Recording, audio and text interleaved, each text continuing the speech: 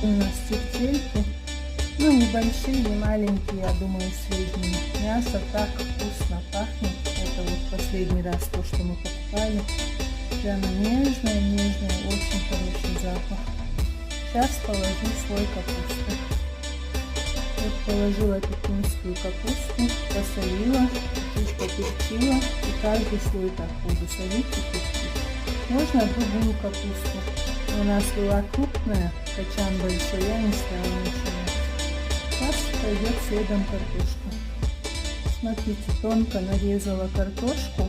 Долго варить я не буду, не люблю переваренный рис и переваренное мясо. В принципе, сейчас можно добавить все, что вы любите. Если есть помидоры, болгарский перец, просто можно сверху лук и морковку положить. Можно сделать отдельно зажарку. Даже не знаю, что сейчас лучше сделать. Немножко